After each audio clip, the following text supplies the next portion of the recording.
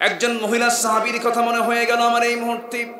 একজন মহিলা সাহাবী, নবীজির কিন্তু সাহাবী ছিলেন, তিনি ওয়াসওয়াসায় পড়ে জেনার মতো বড় অপরাধ করে ফেলেছেন। জেনার মতো অপরাধ করার সঙ্গে সঙ্গে তার মধ্যে প্রতিক্রিয়া সৃষ্টি হলো, অনুশোচনা তৈরি হলো। এটাই হলো ঈমানদারের লক্ষণ। গুনাহ করার পরে সে আসামি হয়ে যায় কার সামনে? আল্লাহর সামনে। আল্লাহর সামনে তিনি সিজদায় পড়ে কাঁদেন, বারবার তওবা করছেন। এরপরে তিনি নবীর সামনে গিয়ে বলছেন, হুজুর আপনি তো চিফ জাস্টিস, বিচারক, আমি তো জেনার মতো বড় গুনাহ করে ফেলেছি, আপনি আমার উপর আইনটা কার্যকর করেন। রাসূল বললেন, না তুমি করো নাই। না হুজুর আমি জেনা করে ফেলেছি। না তুমি করো নাই। না হুজুর আমি জেনা করে ফেলেছি। রাসূল ভাবলেন সাক্ষী যেহেতু চারজন দরকার, তার সাক্ষী নাই, সে বেঁচে যাক। আমার নবীর মধ্যে দয়া মায়া কম না বেশি? শুধু বেশি না অনেক বেশি। লা রাউফুর রহিম, লা রাউফুর রহিম। আমার নবীজি বারবার বললেন, কিন্তু সঙ্গে সঙ্গে মহিলা বলছেন, হুজুর আমি তো নিজেই রাজসাক্ষী, আমি তো অপরাধ করে ফেলেছি, আপনি আমার উপর আইনটা কার্যকর করে দেন। রাসূল বলেন, মহিলা শোনো, জেনা যে করেছো, জেনার ফলে তোমার পেটে কোনো সন্তান চলে আসছে নাকি? হ্যাঁ সন্তান চলে এসেছে। রাসূল বললেন, কোনো ক্রমেই সম্ভব নয়, সন্তান ডেলিভারি না হওয়া পর্যন্ত তোমার উপরে কোনো আইন কার্যকর করা যাবে না। মহিলা বলেন, হুজুর 5 বছর তার গ্যারান্টি কি? রাসূল বলেন, তোমার জন্য দোয়া করে দিলাম, যাও। চলে গেলেন বাড়িতে, সিজদায় পড়ে পড়ে কাঁদেন, তওবা করেন আল্লাহর কাছে। সন্তান ডেলিভারি হয়ে গেল। 2 দিন 3 দিন 4 দিন 5 দিন পর নয়, বর্ণনায় এসেছে মাত্র একটা দিন পর নবীর সামনে হাজির হয়ে গেছেন।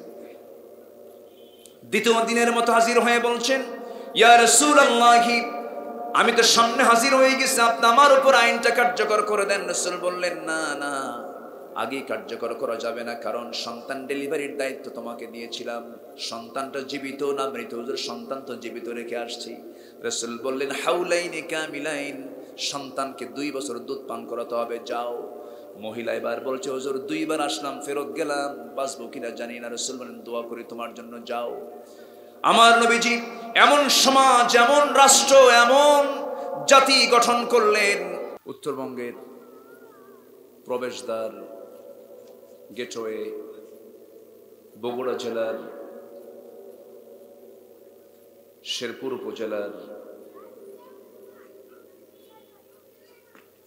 শেরপুর কলেজ, ডিগ্রি কলেজ সংলগ্ন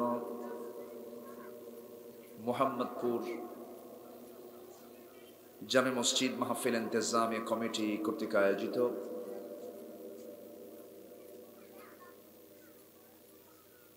সান্ধ্যকালীন তাফসীরুল কোরআন মাহফিল 2023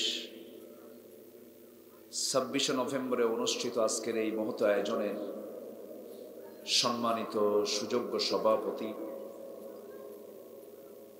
জনাব শাহজাহান আলী, আজকের মাহফিলের বরেণ্য অতিথি হযরত উলামায়ে কেরাম, কথা বলেছেন হাফিজ কারি বেলাল হোসেন, মঞ্চ উপবিষ্ট শেরপুর শহীদিয়া কামিল মাদ্রাসার অনারেবল সহকারী অধ্যাপক, আমার অত্যন্ত কাছের মুহতারাম মাওলানা আব্দুল কাদের সালেহী হাফিজাহুল্লাহ, আজকের মাহফিলের বরেণ্য অতিথিবৃন্দ, বিশেষ করে আমি আজকে অত্যন্ত গর্বিত, আনন্দিত। আমার বাম পাশে যাকে দেখছেন, আমার জন্মদানকারী পিতা, আমার শ্রদ্ধেয় আব্বাজান, সামনে উপস্থিত আজকের মাহফিলের প্রধান আকর্ষণ, যাদেরকে নিয়ে আজকের এই মহৎ আয়োজন, তাওহীদের পতাকাবাহী, কালেমার ঝান্ডাবাহী, দ্বীন ইসলামের নরসারদুল বীর মুজাহিদ, প্রাণ প্রিয় সম্মানিত দ্বীনী ভাইরা, আড়ালে বসে আছেন শ্রদ্ধেয়া সম্মানিতা মা বোনেরা। আলোচনার সূচনায় আনুষ্ঠানিকতার মধ্য দিয়ে আমার পক্ষ থেকে আবারও দিল খোলা সালাম, আসসালামু আলাইকুম ওয়া রাহমাতুল্লাহি ওয়া বারাকাতুহু। সবাই কেমন আছেন?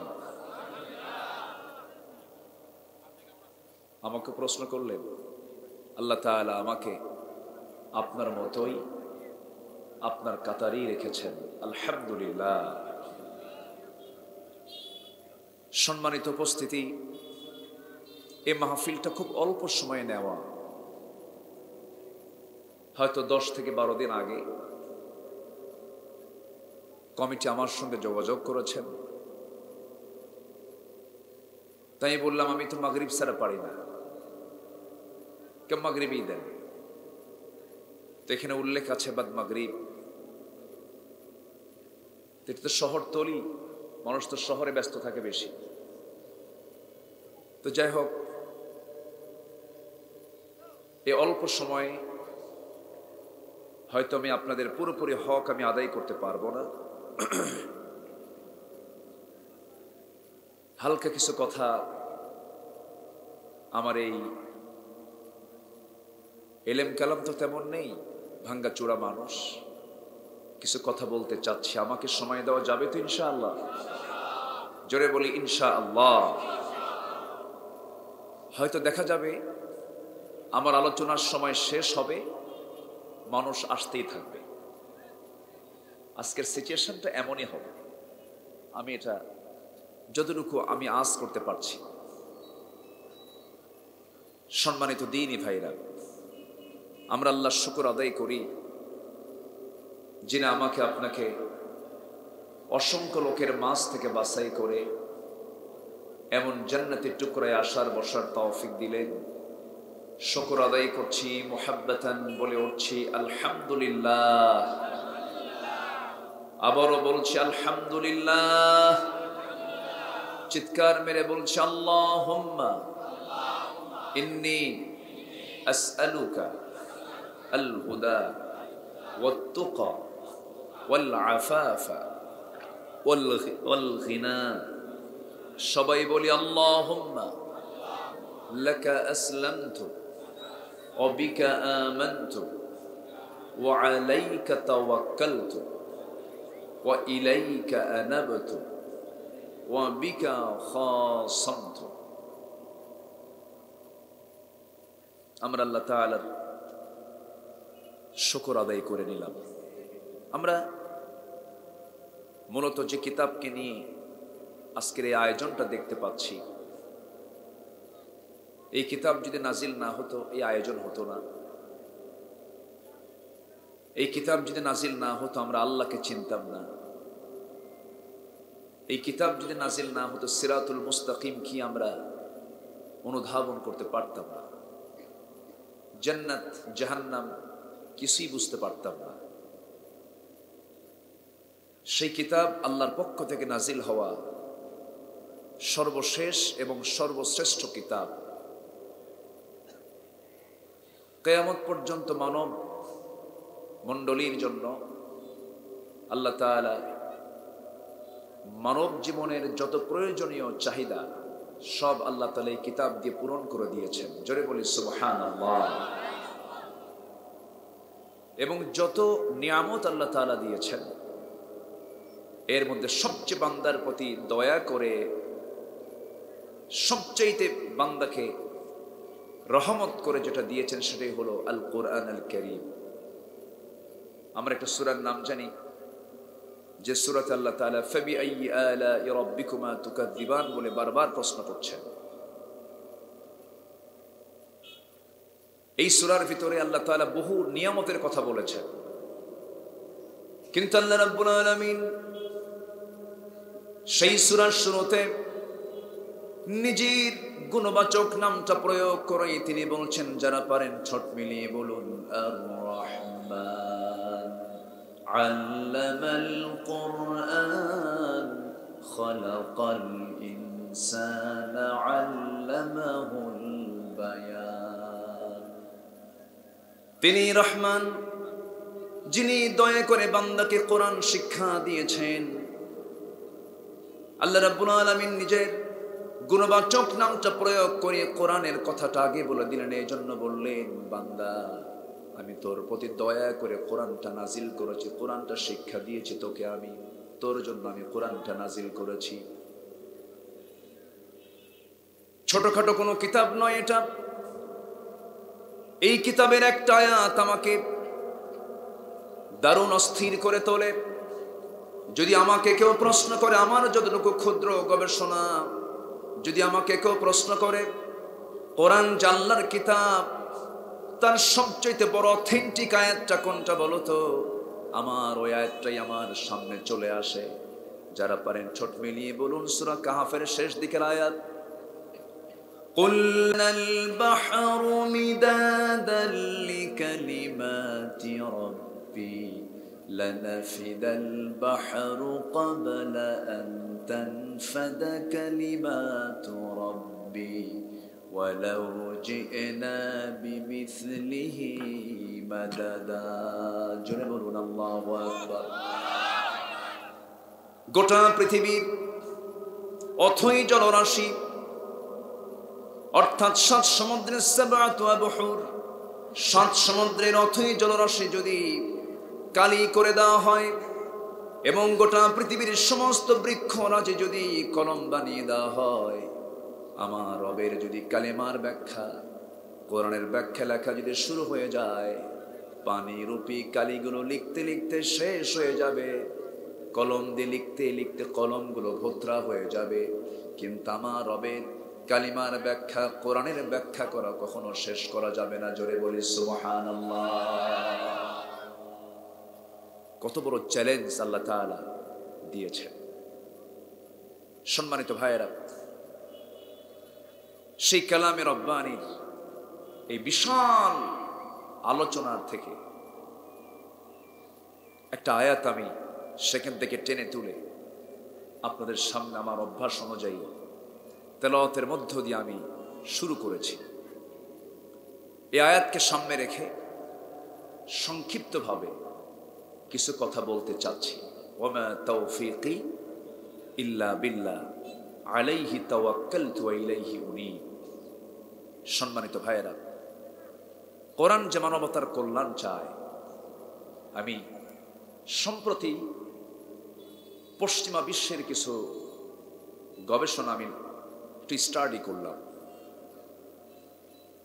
পশ্চিমা বিশ্বের কিছু চিকিৎসক তারা গবেষণা করেছেন দুটো আয়াতকে সামনে রেখে। আমাদের মুসলিম সমাজে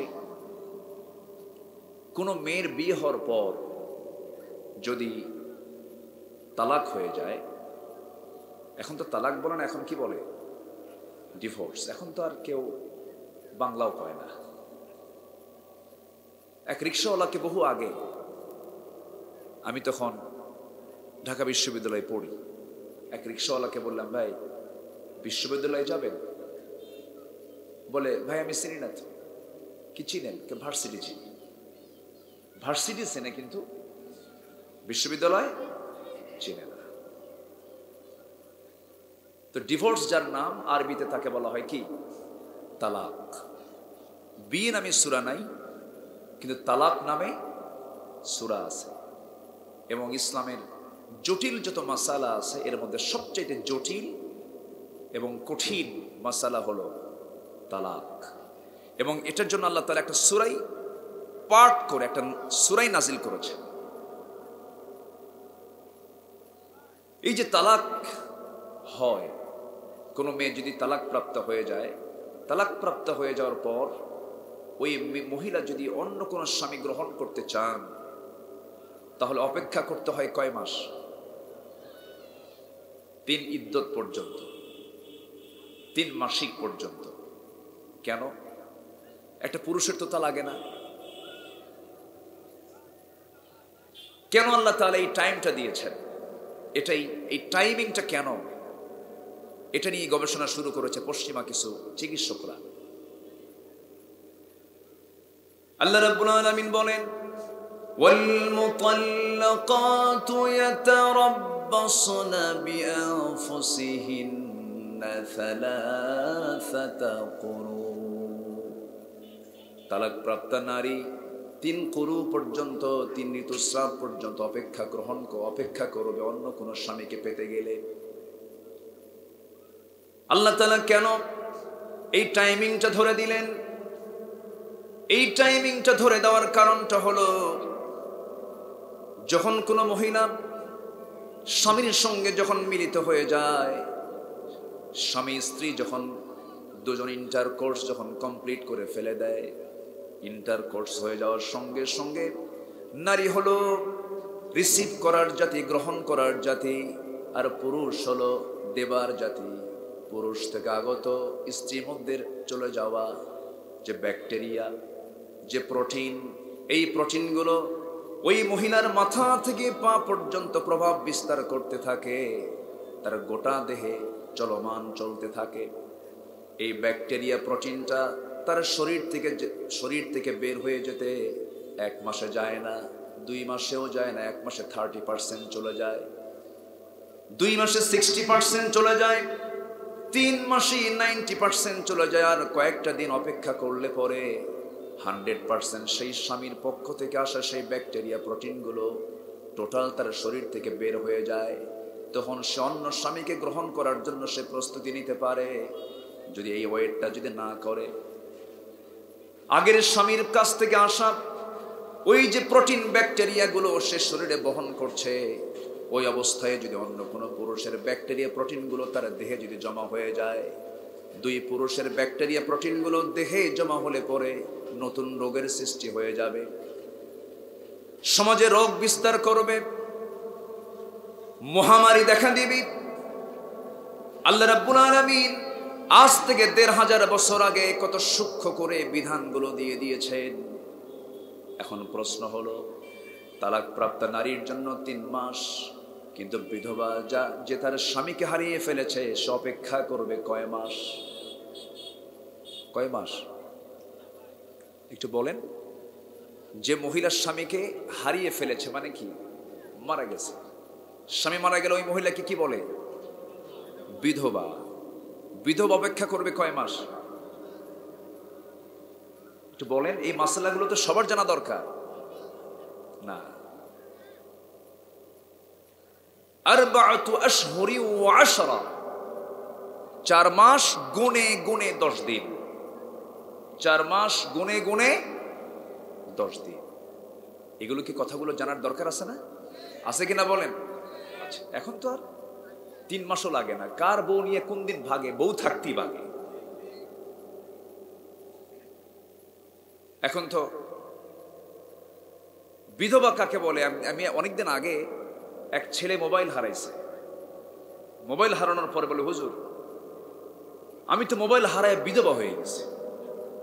কথা বুঝছেন? প্রযুক্তি আমাদেরকে যতটুকু কল্যাণ দিয়েছে, এই ডিভাইস, এই মোবাইল, এই ডিভাইস, এই প্রযুক্তি যতটুকু কল্যাণ আমাদের দিয়েছে, তার চাইতে ক্ষতির পরিমাণ কোনো অংশ কি কম? ক্ষতির পরিমাণও আছে না নাই?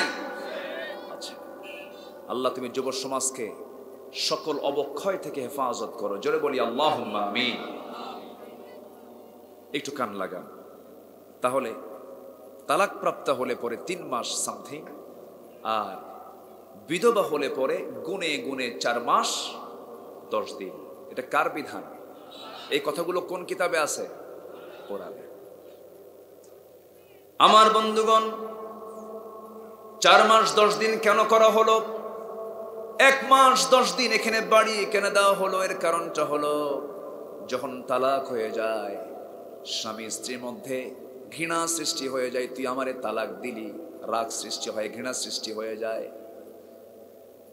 স্বামীর কাছ থেকে পাওয়া ব্যাকটেরিয়া প্রোটিনগুলো দ্রুত তার শরীর থেকে বের হয়ে যায়, 3 মাসেই সব বের হয়ে যায়।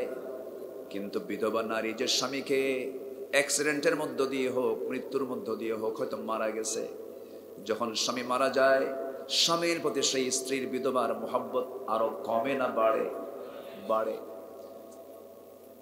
এই মোহাব্বতটা বাড়ার কারণে স্বামী থেকে আগত সেই ব্যাকটেরিয়া প্রোটিনগুলো শরীর থেকে বের হতে আরো গুনে গুনে 1 মাস 10 দিন সময় বেশি লেগে যায়। পশ্চিমা চিকিৎসকরা কিছু নারীদের উপরে এই জরিপগুলো করে তারা প্রমাণ যখন পেয়েছেন, এটা সঠিক কথা, সঠিক তথ্য, এটা ওই সমস্ত চিকিৎসক গবেষকরা বলতেছে এই কোরআন তো মানব রচিত কোনো মতবাদ হতে পারে না, মানবতার কল্যাণে আল্লাহর পক্ষ থেকে নাজিল হয়েছে। সঙ্গে সঙ্গে পড়ে নিয়েছে আশহাদু আল্লা ইলাহা ইল্লাল্লাহু ওয়াহদাহু লা শারীকা লাহু ওয়া আশহাদু আন্না মুহাম্মাদান আবদুহু ওয়া রাসূলুহু। তারা কি গবেষণা করে আর আমরা কি গবেষণা করি? আমাদের গবেষণা কি জানেন? আমাদের গবেষণা হলো ফরজ নামাজের পরে মোনাজাত চলবে না। আমাদের গবেষণা হলো তারাবির নামাজ 8 রাকাত পড়বা না 20 রাকাত পড়বা। আমাদের গবেষণা হলো রাসূল নূর না মাটি। আমাদের গবেষণা হলো বেতরের নামাজ 1 রাকাত না 3 রাকাত। আমাদের গবেষণা হলো লম্বা টুপি না গোল টুপি। এই হচ্ছে আমাদের গবেষণা। আজকে যদি মুসলমান একটা প্ল্যাটফর্মে থাকতো, মুসলমানদের প্রথম কিবলা বাইতুল আকসাকে ইহুদির বাচ্চারা অবরুদ্ধ রাখতে পারত না। ধরুন এই হামলাটা যদি কাবায় হতো, কাবা যেটা আমাদের কিবলা, আল কাবাতুল মুশাররাফা ইন্না আউওয়ালা বাইতিন উদিআ লিন-নাসি লাল্লাযী বিবাক্কাহ মুবারাকা। যদি এই হামলাটা যদি কাবায় হতো, কলিজায় তো লাগতো। কিন্তু কোন অংশ কি বাইতুল আকসা কাবার চাইতে কোন অংশ কম না? প্রথম কিবলা আমার নবীজি প্রথম নামাজ পড়েছেন কাবার দিকে না আকসার দিকে? আকসা। আমার নবীর প্রথম কিবলা কি? আকসা। আল্লাহ রাব্বুল আলামিন বলেন قد نرى تقلب وجهك في السماء فلنولينك قبلة ترضاها فول وجهك شطر المسجد الحرام جل الله أكبر। আমার বন্ধুগণ, আমার নবীজি বাইতুল আকসার দিকে প্রথম কিবলামুখী হয়ে নামাজটা পড়েছেন, কিন্তু তার দিলটা চাচ্ছিল কাবার দিকটা যদি আমার কিবলা হতো। আল্লাহ তাআলা আমার রাসূলকে এত মহব্বত করেন, এত মহব্বত করেছেন যে তার মনের চাওয়াটাও সঙ্গে সঙ্গে কবুল হয়ে গেছে। মসজিদে কিবলাতাইন আব্বার সঙ্গে একসঙ্গে সেখানে গিয়েছি, মনে আছে না আব্বা? কিবলাতাইন সেই মসজিদের নাম হলো 2 কিবলার মসজিদ। আমার নবীজি প্রথম নামাজ পড়েছেন হলো বাইতুল আকসার দিকে হয়ে নামাজ শুরু করেছেন, 2 রাকাত নামাজ পড়েছেন। নামাজের মধ্যে মনে মনে কেঁদে ফেলে বলছেন, আল্লাহ আমার কিবলা যদি কাবা হতো কতই না ভালো হতো। 2 রাকাত নামাজ শেষ হয়েছে, আর বাকি 2 রাকাত আছে। আল্লাহ বলছেন, হে রাসূল আপনার মনের খবর আমি বুঝতে পেরেছি, বাকি 2 রাকাত আপনি কাবার দিক হয়ে নামাজ পড়েন। আল্লাহু আকবার। আমার বন্ধুগণ, একটু মনোযোগ দিয়ে কথাগুলো শুনি আমরা, তাহলে বোঝা গেল আধুনিক চিকিৎসা বিজ্ঞান বলতেছে কোরআন কোনো মানব রচিত মতবাদ হতে পারে না। কি তথ্য আল্লাহ তাআলা তালাকের এবং বিধবার ব্যাপারে বললেন। এরপরে আছে হলো দুধ বোনকে বিয়ে করা হালাল না হারাম? বলেন, দুধ বোনকে বিয়ে করা যাবে? দুধ বোন তো নিজের বোনের মতোই। এগুলো কথা কিন্তু খুব জরুরি, আমরা অনেকে জানি না। দুধ বোন কাকে বলে? জীবনটা তার নিজের মার স্তনের দুধ পান করেছেন, মার পেটে থাকেন নাই কিন্তু স্তনের দুধ পান করেছেন ছোটবেলায়। এমন সম্পর্ক যদি কারোর সঙ্গে হয়ে থাকে, এটাই হলো দুধ বোনের সম্পর্ক। কিসের সম্পর্ক বলেন? দুধ বোনের সম্পর্ক।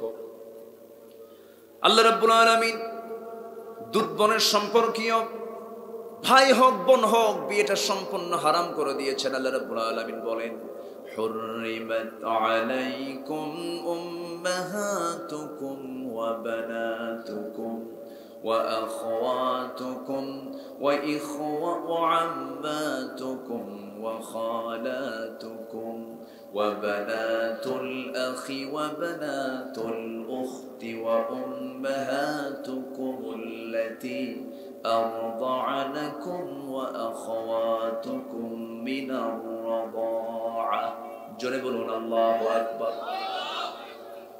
14 নারীকে আল্লাহ রাব্বুল আলামিন মাহরাম বলে ঘোষণা করেছেন।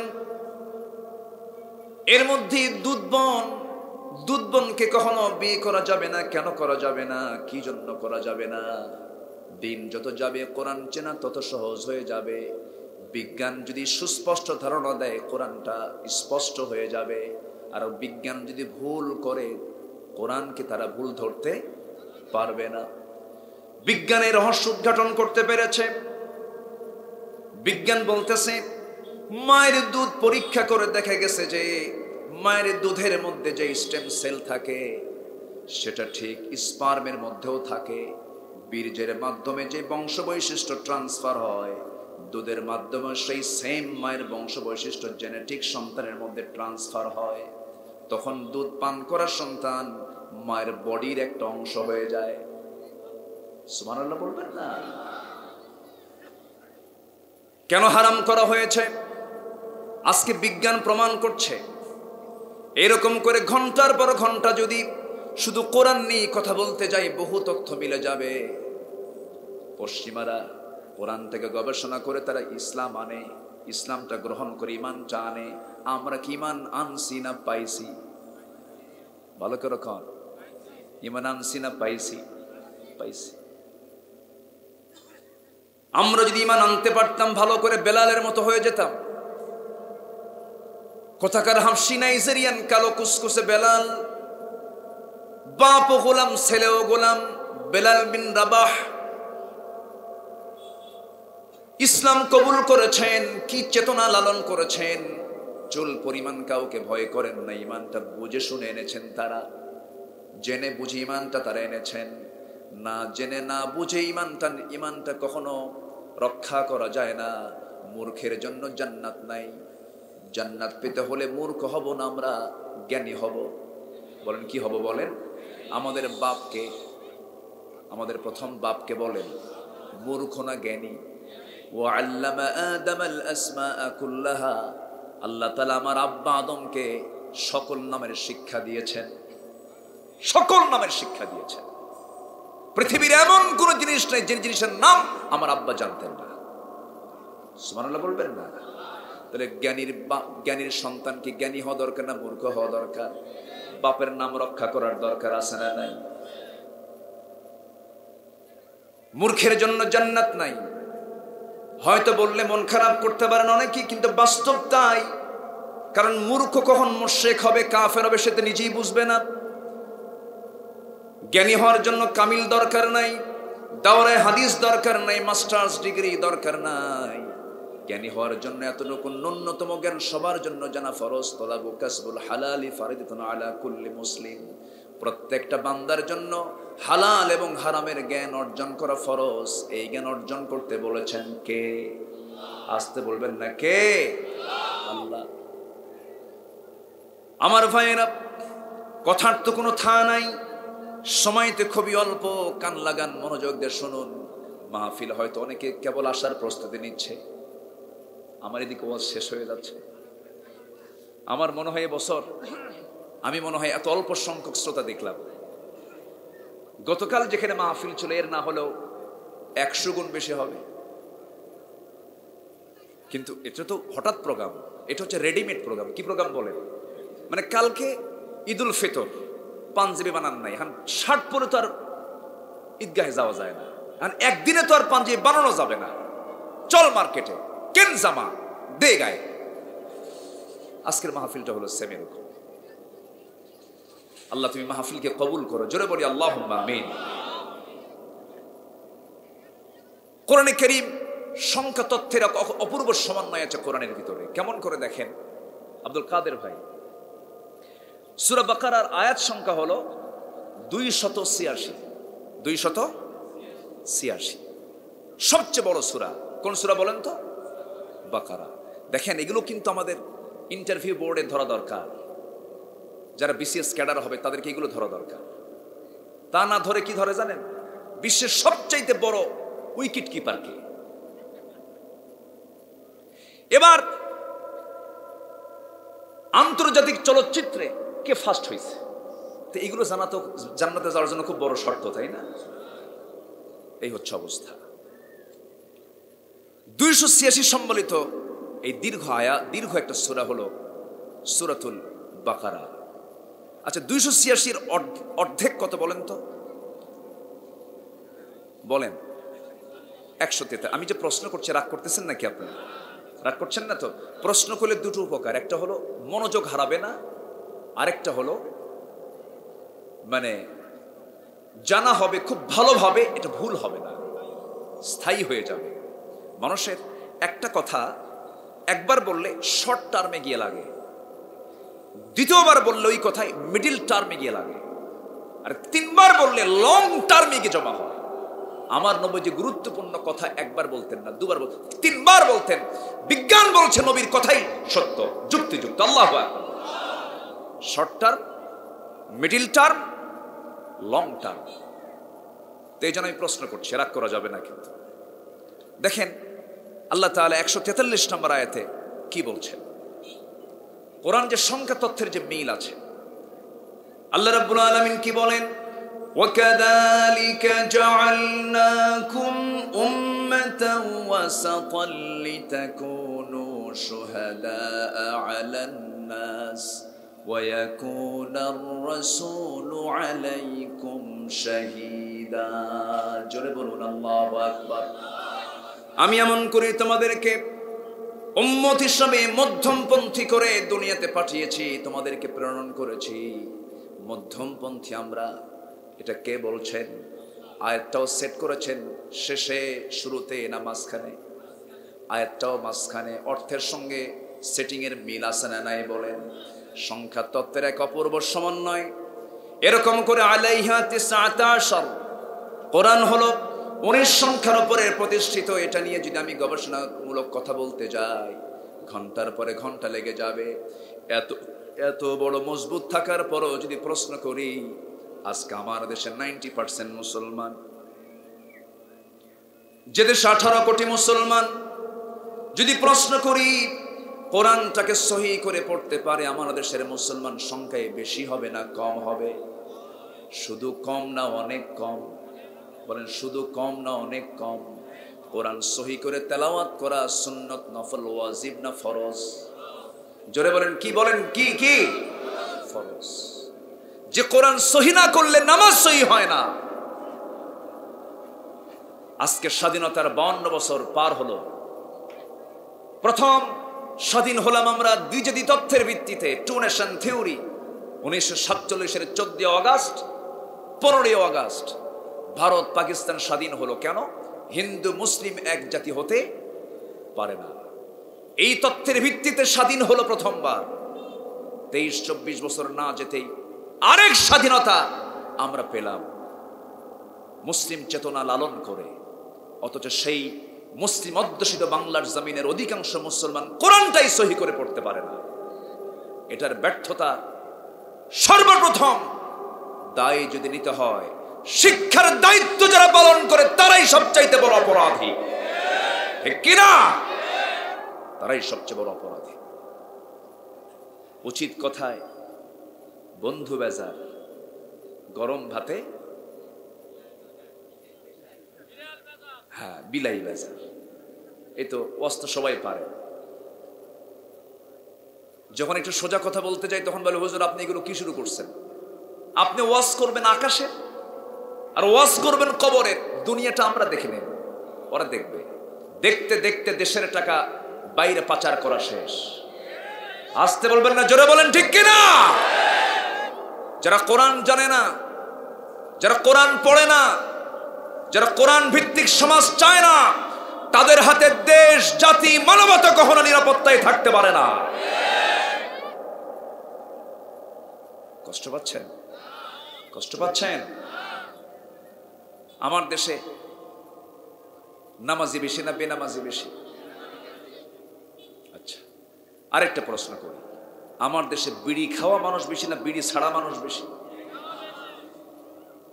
হ্যাঁ, বিড়ি খাওয়াই বেশি। বিড়ি যে পরিমাণ খায়, ভাত খায় 3 বেলা, আর বিড়ি খায় আনলিমিটেড, রাত 3টাও খায়। আবার ওয়াশরুমে ঢোকে, ওয়াশরুম হয় না ওখানেও খায়, আছে না? না, আমার উম্মতে মুহাম্মাদি। তাহলে বিড়ি খায় বেশি, কোরআন পড়তে পারে না, নামাজও পড়ে না। যদি বলি আমার দেশের মুসলমান অধিকাংশের মুখে দাড়ি আছে না দাড়ি নাই? দাড়িওয়ালা বেশি না দাড়ি ছাড়া বেশি? দাড়ি ছাড়া বেশি। অথচ পৃথিবীর একজন পয়গম্বরের নাম বলেন যে পয়গম্বরের মুখে দাড়ি ছিল না। এই লক্ষাধিক পয়গম্বর আল্লাহ যে পাঠালেন সব ছিলেন দাড়ি ছাড়া না দাড়িওয়ালা? দাড়িও নাই। কেন নাই বলি, রাগ করা যাবে না। দাড়ি কেন নাই? কারণ এখন চলছে সমাজে অধিকাংশ নেতা দাড়িওয়ালা না দাড়ি ছাড়া? দাড়িওয়ালা নেতৃত্ব না মোসওয়ালা নেতৃত্ব? আসতে কয় দাড়িওয়ালা না মোসওয়ালা? সে মোসগুলো কি হাইব্রিড জাতের, 2.5 ইঞ্চি 3 ইঞ্চি মোটা।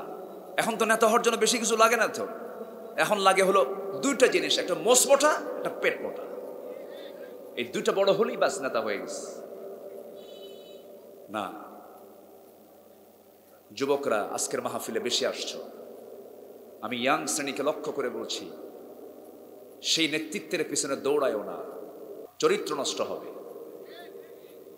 যেখানে তোমাকে মদের বোতল তুলে দেবে তোমার হাতে, অস্ত্র তুলে দেবে, নারী তুলে দেবে, নামাজের কথা বলবে না, যাদের কর্মসূচির মধ্যে নামাজের কর্মসূচি নেই, ওদের নেতৃত্বের মুখে আমরা জুতা মারি, থুতু মারি। কষ্ট পাচ্ছেন? আমার কথা এরকমই। গত 5 বছর আগে আমি বাইরে ছিলাম না, একটু ইনসাইডে ছিলাম, বুঝতেছেন?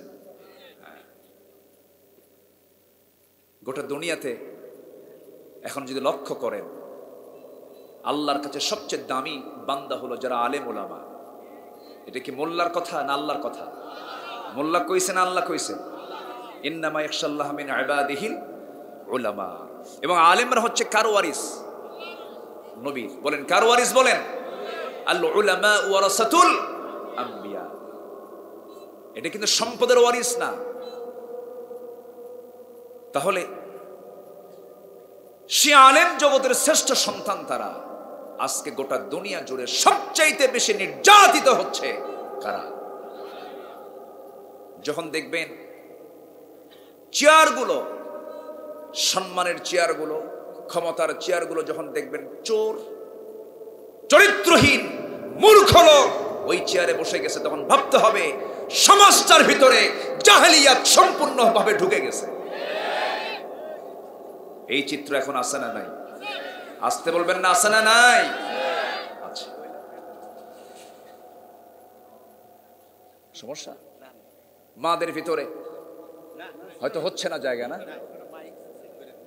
সেট করে দিয়েছেন যে মাইক ভালো, মাইকটা ভালো, তুমি নামাজ পড়ো কি? নামাজ পড়ো। সবচেয়ে বেশি ওয়াজ শুনে কারা কণ্ঠ? ওয়াজে যদি কামি হতো, সবচাইতে বড় পীর শব্দ ওরই হওয়ার কথা ছিল। অস্ত কম শোনে না। নামাজ পড়বা বাবা।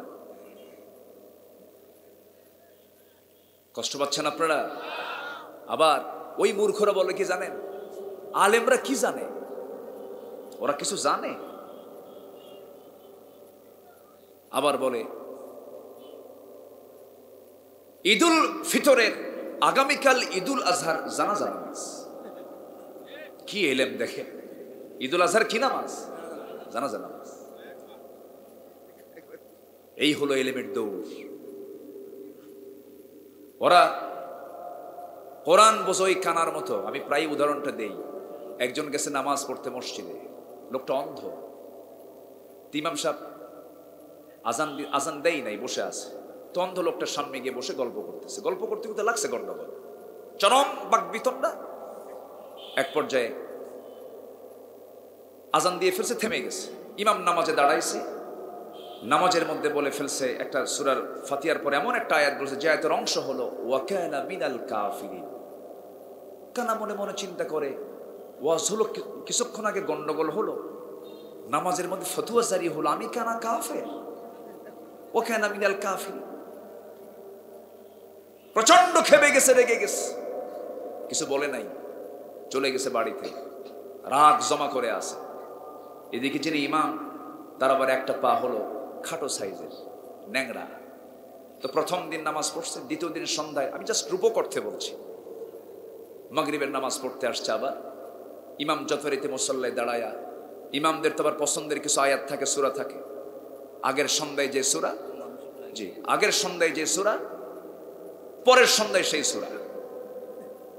যখন এবার আবার যখন শুনছে, ওই অন্ধ লোকটা, কানা লোকটা পিছনে দাঁড়ায় যখন শুনছে ওয়া কানা মিনাল কাফিরিন, সে আর নিজেকে এবার নিয়ন্ত্রণ করতে না পারে নামাজের মধ্যে বলে ফেলতেছে ওয়া ল্যাংড়ানা মিনাল ফাসিকিন। আমি কানা যদি কাফের হই, তুই ন্যাংড়া হলি ফাসিক। ওরা কোরআন বোঝে ওই কানার মতো। আসতে বলবেন না, জোরে বলুন ঠিক কিনা। কোরআন বুঝলে সমাজে সুদ চালু থাকতো না। সুদ তো এলাকায় নাই, আসতে কয় এলাকায় আছে, সুদ আছে। ওয়াজ করে বন্ধ হবে? ওয়াজ করে সুদ বন্ধ হবে না। ওয়াজ করে মদের দোকান বন্ধ হবে না। ওয়াজ করে পর্দাহীনতা বন্ধ হবে না। ওয়াজ করে বেশ্যাবৃত্তির লাইসেন্স বন্ধ হবে না। এগুলো বন্ধ করতে হবে আমার নবীজির দেখানো পদ্ধতি, আইন প্রতিষ্ঠার মধ্য দিয়ে। মুসলমান কষ্ট হচ্ছে, অসুবিধা নাই তো? অসুবিধা হলেও আমার কিছু করার নাই, আমাকে সোজাই বলতে হবে। কত কুলু কাউলান সাদীদা, যা বলবা সোজা কথা বলবা। আমার ভাইয়েরা, জায়গা হচ্ছে না মনে হয় না? এটা চেপে বসলে একটু ভালো হয়।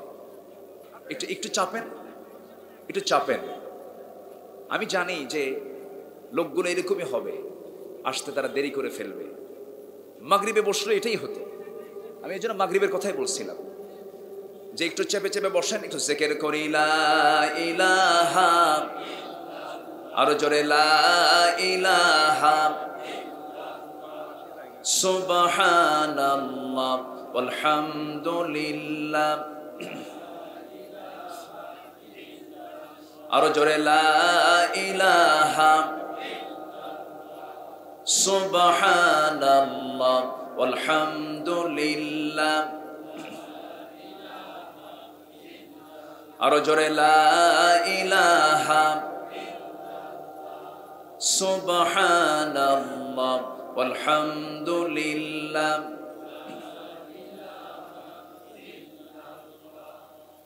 লা ইলাহা ইল্লাল্লাহু মুহাম্মাদুর রাসূলুল্লাহ সাল্লাল্লাহু আলাইহি ওয়াসাল্লাম।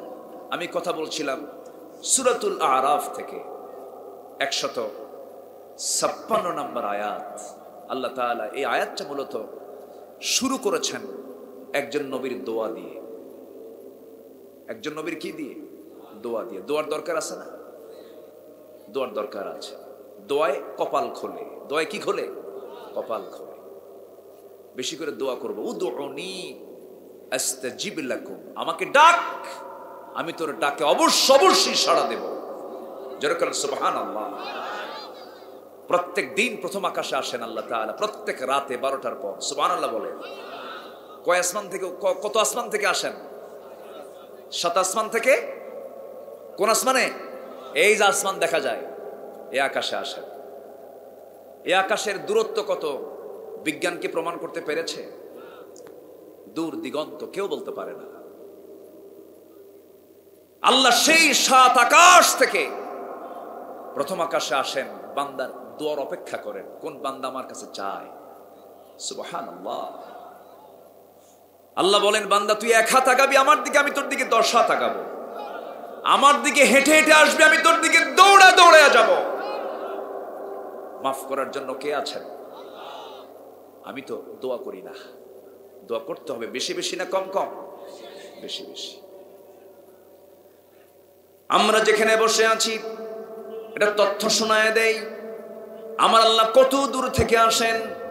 যেখানে বসে আছি এখান থেকে এই মহাশূন্য দেখতে পেতেছি, মহাশূন্য পার হয়ে আকাশ দেখতে পাই। এই আকাশের উপর আরেকটা আকাশ আছে, এরপর আরেকটা আকাশ আছে, এরপর আরেকটা আকাশ আছে, এরপর আরেকটা আকাশ। সাবআ সামাওয়াত। ওই সমস্ত আকাশ তো দূরেই দিলাম, আমার চোখের সামনে ভেসে থাকে রাতের বেলা আলোকিত চাঁদ। ওয়াকামারাম মুনিরা, আলোকিত চাঁদ। সিরাজান, প্রদীপ্ত সূর্য আমরা দেখতে পাই। এই যে সূর্যটা দেখতে পাই, পৃথিবী থেকে সূর্যটা ছোট না বড়? বিজ্ঞানরা একটা অনুমান করে বলছে 13 লক্ষ গুণ ধারণা তাদের তার চেয়ে বড় হতে পারে। 13 লক্ষ গুণ বড় এই সূর্য। এই সূর্যের চাইতে আবার এমন কিছু তারকা আছে যে তারকাগুলো এই সূর্যের চাইতে বেটেল জুইস একটা তারকা আছে 33 কোটি গুণ বড়। জোরে বলে সুবহানাল্লাহ। একটু মনোযোগ দিয়ে শুনবেন কথাগুলো। আমার বন্ধুগণ, মানুষ চাঁদের দেশে গেছে, মঙ্গল গ্রহে গেছি। মানুষ যদি মনে করে সূর্য তো দেখার সম্ভাবনা, যাওয়ার সম্ভাবনা, জ্বলে পড়ে সারখার হয়ে যাব, একটু তারকার দেশ বেড়াতে যাব। অসংখ্য তারকারাজি মহান রব্বুল আলামিন মহাশূন্যে ঝুলায় রেখেছেন। ওয়ালাকাদ যায়্যানাস সামাআদ দুনিয়া বিমাসাবিহ। অসংখ্য তারকা, এক একটা গ্যালাক্সির মধ্যে 300 বিলিয়ন করে তারকা আল্লাহ রাব্বুল আলামিন একটা গ্যালাক্সির মধ্যে রেখে দিয়েছেন। বেটেলজুইস, সুপারনোভা, আড্রা, এই সমস্ত তারকার মধ্যে সবচেয়ে নিকটবর্তী তারকা হলো প্রক্সিমা সেন্ট্রাই। প্রক্সিমা সেন্ট্রাই যদি কেউ রওনা দিতে চায়, ওই তারকার দেশ দেখতে যাব, ঘুরতে যাব। যেমন করে চাঁদ দেখছে, মঙ্গল গ্রহ দেখেছে, এই তারকার দেশে যেতে পৃথিবীর কোনো বিমান চলবে না, কপ্টার চলবে না, হেলিকপ্টার চলবে না। চেষ্টা করে দেখা যেতে পারে নভোযান দিয়ে। একটা নভোযান আছে, যে নভোযানটা হলো অ্যাপোলো 11। অ্যাপোলো 11-এর ঘন্টার গতি হলো 39,000 কিলোমিটার।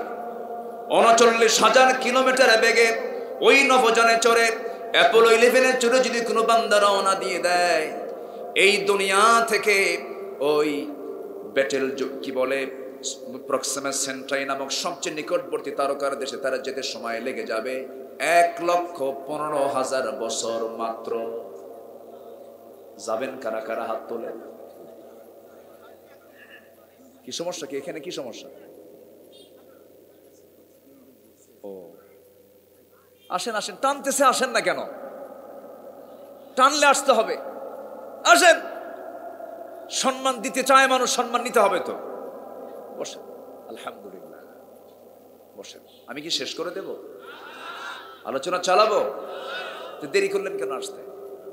টাইম দিছে মাগরিব পরে।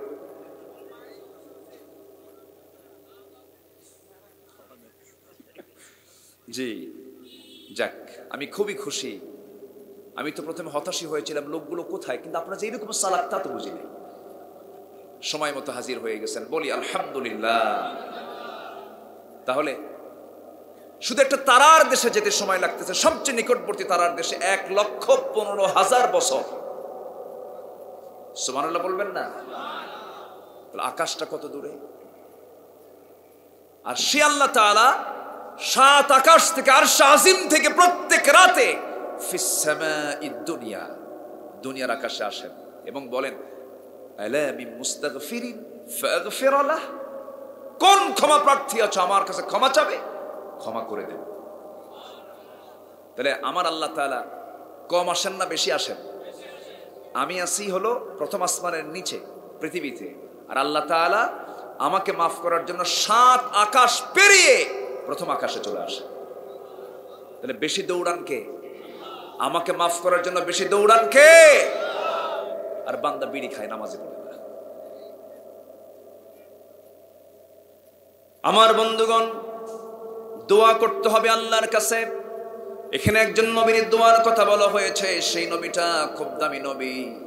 আল্লাহ তাআলা সেই নবীর নাম কোরআনে সবচাইতে বেশি নিয়েছেন, সবচেয়ে বেশি তার নামটা উচ্চারিত হয়েছে। যারা হাফেজ কোরআন আছেন এখানে আমার রেজাউল ভাই আছেন হাফেজ কোরআন, সবচেয়ে বেশি আমার নবীর উপরে কোরআন নাযিল হলো ওই নবীর নামটা সবচেয়ে বেশি এসেছে, যাকে আল্লাহ রাব্বুল আলামিন নবুয়ত দান করেছেন, খুব সম্মান দিয়েছেন।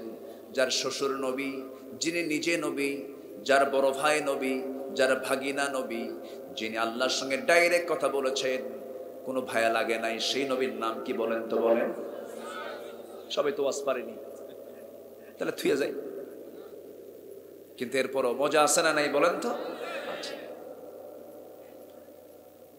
মুসা আলাইহিস সালাতু ওয়াস সালাম আল্লাহর সঙ্গে ডাইরেক্ট কথা বলেছেন, সারা জীবন অডিও কলে কথা বলেছেন, ভিডিও কল দিতে পারেন নাই। একদিন শর্ট করে বলতেছে, আল্লাহ শোনো, অডিও কল তো মারলাম, আজকে একটু ভিডিও কল মারি। আল্লাহ বলে, ও মুসা, ভিডিও হবে না, ওই অপশনই নাই। লান তারানি, আমাকে দেখতে পাবা না।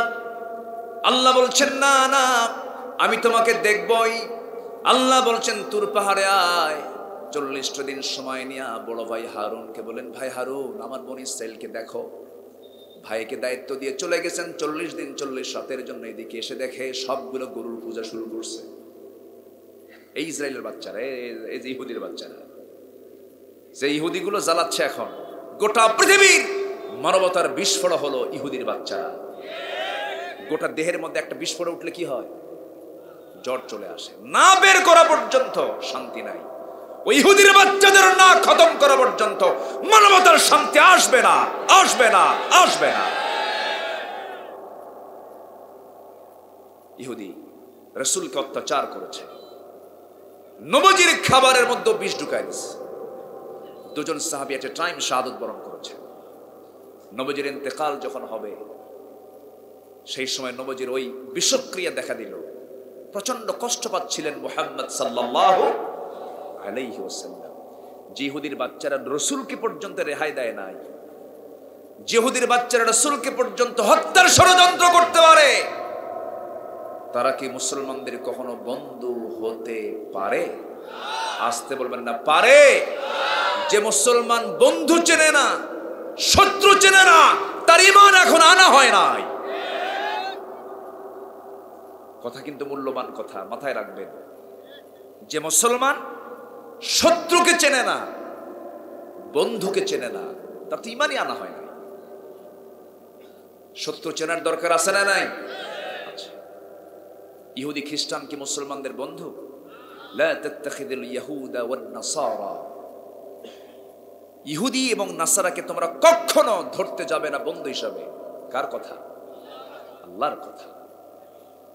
সম্মানিত ভাইয়েরা, সেই বনি ইসরাইলদের একজন নবী ছিলেন, ফেমাস পয়গম্বর মুসা আলাইহিস সালাতু ওয়াস সালাম। তিনি আল্লাহর কাছে দোয়া করছেন।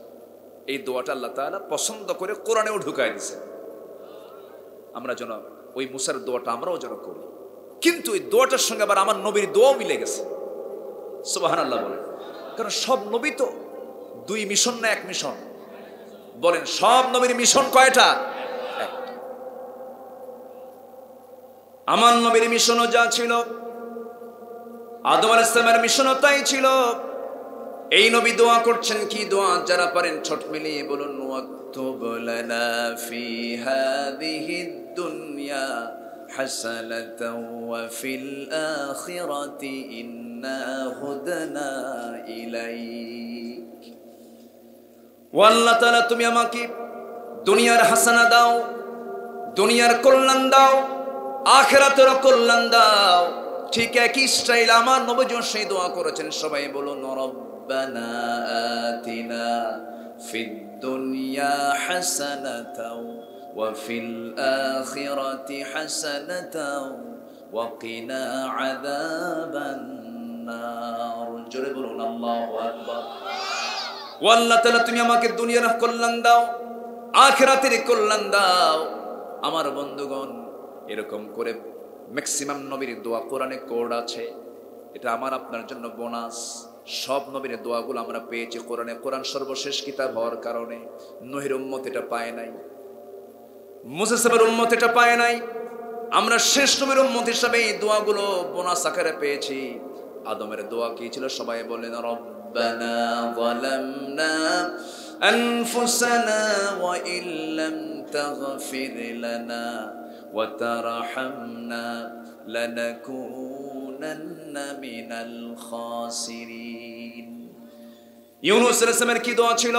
সময় বলেন লা ইলাহা ইল্লা আনতা সুবহানাকা ইন্নী কুনতু মিনাজ জালিমিন। জাতির পিতাকে আরো জোরে, আরো জোরে, আরো জোরে। ভুল হওয়া যাবে না, ভুল করতে দিলেও ভুল করা যাবে যাবে না। মিল্লাত আবিকুম ইব্রাহিম, মিল্লাত মানে নেশন, জাতি, আবুন মানে পিতা, কুম মানে তোমাদের, ইব্রাহিম তোমাদের জাতির পিতা ইব্রাহিম। সূরা হজরের শেষ আয়াত বাড়িতে খুঁজে দেখবেন, এটা আমার কথা নয়, তোমাদের জাতির পিতা হলো ইব্রাহিম। তিনিও দোয়া করেছেন, সেই দোয়াটা কোরআনে কোড আছে। তিনি কি দোয়া করেছেন? রব্বানা তাকাব্বাল মিন্না ইন্নাকা আনতাস সামিউল আলিম ওয়া তুব আলাইনা ইন্নাকা আনতাত তাওয়াবুর রহিম। এরকম করে দামি দামি পয়গম্বরদের দোয়া আল্লাহ রাব্বুল আলামিন কোরআনে কোট করে দিয়ে বলছেন, বান্দা তুই আমার দিকে আয়, আমার কাছে চাহ, আমার কাছে বল, তুই আমার কাছে মাফ চাবি, আমি তোকে মাফ করে দেব। লাউ লাম তুযনিবু লাযাহাবাল্লাহু বিকুম ওয়া লাজাআ বিকওমিন হাত্তা ইউযনিবুন। বান্দা তুই যদি গুনাহ না করিস, আমি তোকে দুনিয়া থেকে মিটিয়ে দিয়ে বের করে দিয়ে এমন কিছু বান্দা দুনিয়াতে পাঠাবো যারা গুনাহ করবে আর চোখের পানি ফেলে ফেলে মাফ চাবে, আমি তাকে মাফ করে আমি তাকে জান্নাত দিয়ে দেব। জোরে বলি সুবহানাল্লাহ। দেখছেন আল্লাহ কি কয়? তুই গুনাহ কর, এর মানে কি আজকে থেকে গুনাহ শুরু হোক নাকি? আল্লাহ তাআলা আশা যোগাচ্ছেন, আশা দিচ্ছেন। গুনাহ হয়ে গেছে, সঙ্গে সঙ্গে মাফ চেয়ে নে বান্দা। গুনাহ তো হতেই পারে। একজন মহিলা সাহাবীর কথা মনে হয়ে গেল আমার এই মুহূর্তে। একজন মহিলা সাহাবী, নবীজির কিন্তু সাহাবী ছিলেন, তিনি ওয়াসওয়াসায় পড়ে জিনার মতো বড় অপরাধ করে ফেলেছেন। জিনার মতো অপরাধ করার সঙ্গে সঙ্গে তার মধ্যে প্রতিক্রিয়া সৃষ্টি হলো, অনুশোচনা তৈরি হলো। এটাই হলো ঈমানদারের লক্ষণ। গুনাহ করার পরে সে আসামি হয়ে যায় কার সামনে? আল্লাহর সামনে। আল্লাহর সামনে তিনি সেজদায় পড়ে কাঁদেন, বারবার তওবা করছেন। এরপরে তিনি নবীর সামনে গিয়ে বলছেন, হুজুর আপনি তো চিফ জাস্টিস, বিচারক, আমি তো জিনার মতো বড় গুনাহ করে ফেলেছি, আপনি আমার উপর আইনটা কার্যকর করেন। রাসূল বললেন, না তুমি করো নাই। না হুজুর আমি জিনা করে ফেলেছি। না তুমি করো নাই। না হুজুর আমি জিনা করে ফেলেছি। রাসূল ভাবলেন সাক্ষী যেহেতু চারজন দরকার, তার সাক্ষী নাই, সে বেঁচে যাক। আমার নবীর মধ্যে দয়া মায়া কম না বেশি? শুধু বেশি না, অনেক বেশি। লা রাউফুর রহিম, লা রাউফুর রহিম। আমার নবীজি বারবার বললেন, কিন্তু সঙ্গে সঙ্গে মহিলা বলছেন, হুজুর আমি তো নিজেই রাজসাক্ষী, আমি তো অপরাধ করে ফেলেছি, আপনি আমার উপর আইনটা কার্যকর করে দেন। রাসূল বলেন, মহিলা শোনো, জেনা যে করেছো, জেনার ফলে তোমার পেটে কোনো সন্তান চলে আসছে নাকি? হ্যাঁ সন্তান চলে এসেছে। রাসূল বললেন, কোনো ক্রমেই সম্ভব নয়, সন্তান ডেলিভারি না হওয়া পর্যন্ত তোমার উপরে কোনো আইন কার্যকর করা যাবে না। মহিলা বলেন, হুজুর 5 বছর তার গ্যারান্টি কি? রাসূল বলেন, তোমার জন্য দোয়া করে দিলাম, যাও। চলে গেলেন বাড়িতে, সেজদায় পড়ে পড়ে কাঁদেন, তওবা করেন আল্লাহর কাছে। সন্তান ডেলিভারি হয়ে গেল। 2 দিন 3 দিন 4 দিন 5 দিন পর নয়, বর্ণনায় এসেছে মাত্র একটা দিন পর নবীর সামনে হাজির হয়ে গেছেন। দ্বিতীয় দিনের মতো হাজির হয়ে বলছেন, ইয়া রাসূলুল্লাহ আমি তো সামনে হাজির হয়ে গেছি, আপনি আমার উপর আইনটা কার্যকর করে দেন। রাসূল বললেন, না না, আগে কার্যকর করা যাবে না, কারণ সন্তান ডেলিভারির দায়িত্ব তোমাকে দিয়েছিলাম। সন্তানটা জীবিত না মৃত? হুজুর সন্তান তো জীবিত রেখে আসছি। রাসূল বললেন, হাউলাইনি কামিলাইন, সন্তানকে 2 বছর দুধ পান করাতে হবে, যাও। মহিলা এবার বলছে, হুজুর 2 বার আসলাম, ফেরত গেলাম, বাঁচবো কিনা জানি না। রাসূল বললেন, দোয়া করি তোমার জন্য, যাও। আমার নবীজি এমন সমাজ, এমন রাষ্ট্র, এমন জাতি গঠন করলেন, এমন সুন্দর সোনালী মানুষ গড়ে তুললেন, আসামি ধরার জন্য র্যাব লাগলো না, চিতা লাগলো না, কোবরা লাগলো না, জেলখানাও লাগলো না। আসামি অপরাধ করে বিচার প্রার্থী হয়ে বিচারকের সামনে নিজেই হাজির হয়ে যায়। কার ভয়ে? জাতিকে দিতে হবে কার ভয়? র্যাবের ভয় দিয়ে লাভ আছে নাকি? আল্লাহর ভয় জাতির মধ্যে ঢুকায় দিতে হবে। সেই জাতির সবচাইতে ভালো জাতি হবে যে জাতি ভয় করবে কাকে? আল্লাহকে। মসজিদ বানায় লাভ কি? মুসল্লি তো নাই, ঠিক কি না? এখন মসজিদ বেশি না মুসল্লি বেশি? বলেন বলেন বলেন বলেন। মসজিদ বেশি না মুসল্লি বেশি?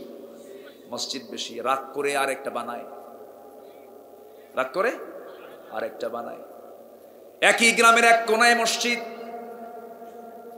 বলে তোর মসজিদে যাবই না, যা।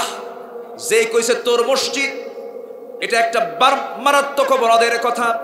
যদি কেউ বলে আমার দাদার জায়গা, ওরে থাপড়ে সোজা করা দরকার, ঠিক কিনা? মসজিদ করা দাদার নয়। যেখানে জুমার নামাজ হবে কারণ দাদার হবে না। যে বলবে তোর মসজিদ, এটাও ভুল কথা।